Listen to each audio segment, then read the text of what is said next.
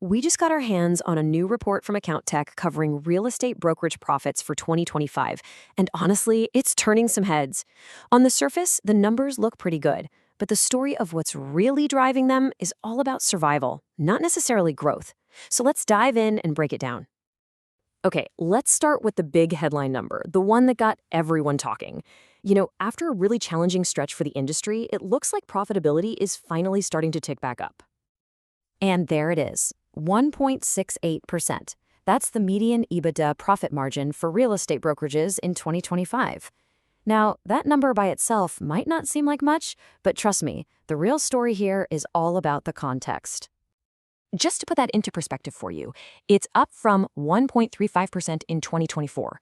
So it's not a giant leap, but it's a solid step in the right direction. And it's actually the second year in a row we've seen growth. The real question, though, is how? How did this happen? This is where we get into what the research calls the profitability paradox. And it's called that for a good reason, because when you look a little closer, the numbers just don't add up in the way you'd expect. I mean, when you see profits going up, your first thought is probably the same as mine. Business must have been great. You're thinking more sales, more agents, just more revenue pouring in. But that's not what happened at all. The AccountTECH data shows that sales volume was basically flat, no real change from the year before. So the profit didn't come from more deals getting done. Okay, so what about the workforce? Well, here's another surprise. The total number of agents actually went down. Brokerages were, on average, smaller. So that just deepens the mystery, right?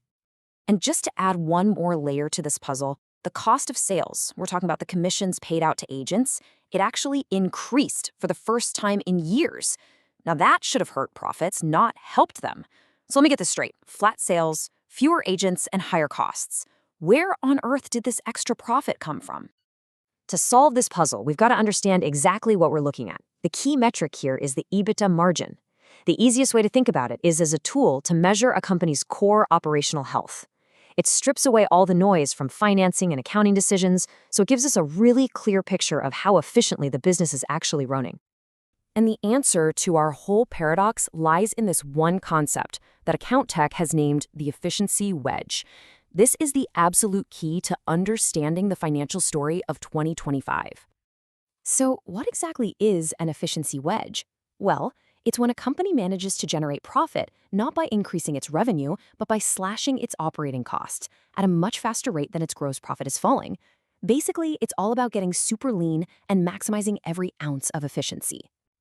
And this slide just illustrates it perfectly.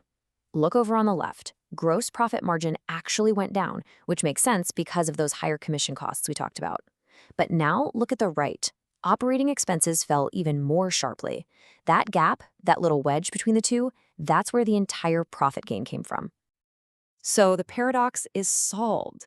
The profit growth didn't come from sales. It came from some really aggressive cost cutting. Now let's zoom out a bit and see what this shift looked like across the entire industry. This chart really puts things into perspective. While yeah, the recovery to 1.68% is definitely a good sign, we're a long, long way from that 4.31% peak we saw back in 2021. This feels more like stabilization, not a return to the boom years. And this is a really key part of the story. It wasn't just that the median profit went up.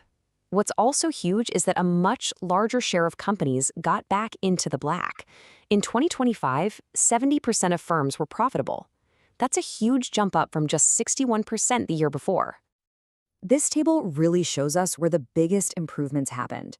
So while the already profitable firms did see a little bump, the real story is with the unprofitable firms. They managed to cut their losses dramatically, and that improvement was the main engine driving the whole industry's recovery. So, what does all of this mean for the future? Well, this data seems to be signaling a pretty big shift in how brokerages operate and maybe even what a healthy business looks like in today's market. This 5-year timeline tells such a clear story.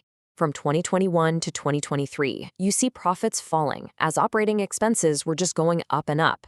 Then, from 2024 to 2025, the whole trend flips. Profits start to recover because those expenses were aggressively cut back down. And that brings us to the final verdict from the person behind all this research, AccountTECH's CEO. He really emphasizes that the real story here isn't about hitting record profits. It's about building a more stable, more resilient foundation for the industry, where fewer companies are losing money. And that leaves us with this one final and, I think, crucial question. This whole recovery was built on efficiency and cutting costs. But, you can only cut so much. So the big challenge for the entire industry moving forward is this. Now that firms are leaner, where will the next wave of profit growth come from?